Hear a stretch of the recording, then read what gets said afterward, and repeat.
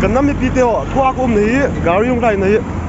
national highway 37 hi Jiri road ahin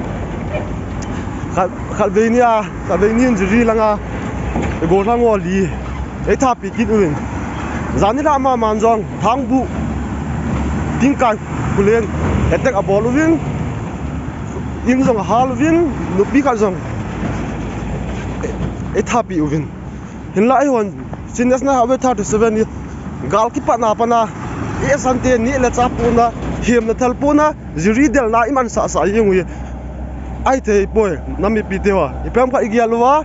isu tanglo le chi boy mo mong ta nami pite